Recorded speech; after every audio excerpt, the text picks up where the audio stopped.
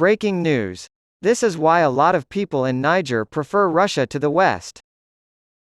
The coup in Niger last week shook not only the Sahel region of Africa but the entire world.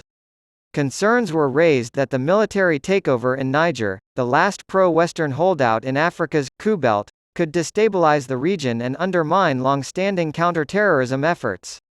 However, many in the West have felt uneasy seeing Nigerians waving pro-Putin protest signs and Russian flags.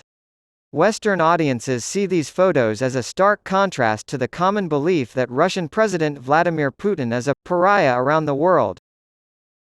Recent years have seen a new scramble for Africa, with major powers like Russia and China, as well as rising regional powers like the United Arab Emirates, making significant diplomatic and economic forays into the continent.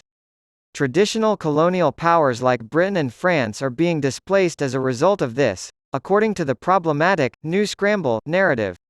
For example, in largely francophone West Africa, France was once the dominant foreign power in 9 of the region's 16 countries as of 1980 compared with only 3 today, according to our team's formal bilateral influence capacity index.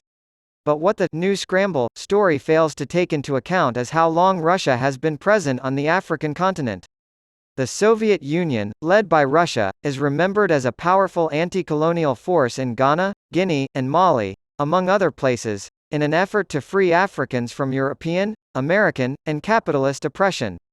Economic and military aid was provided by the Soviet Union to socialist-leaning governments and militias fighting liberation wars across Africa.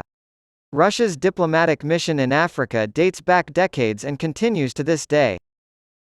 Russian arms exports to Africa have increased rapidly in recent years, accounting for 40% of the continent's total arms imports since 2018.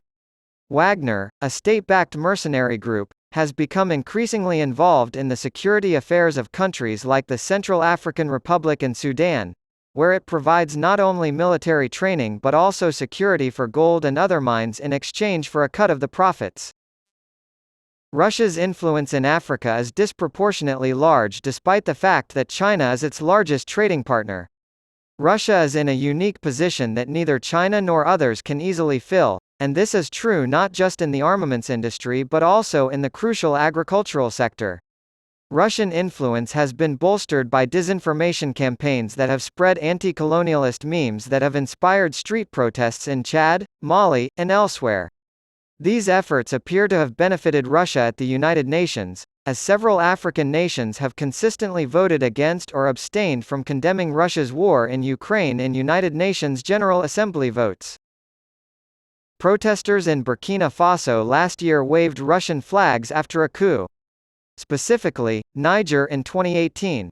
US and European leaders will need to shift strategies if they want to prevent a recurrence of the current impasse.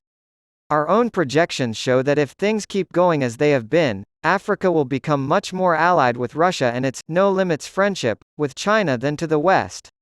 The United States and Europe are falling behind in aid, trade, arms transfers, and diplomatic engagement, crucial sources of international influence, unless a course correction is made. The West can turn the tide by increasing its trade and investment with Africa. Previous trade deals have been labeled a kiss of death for harming African workers through fostering unfair competition.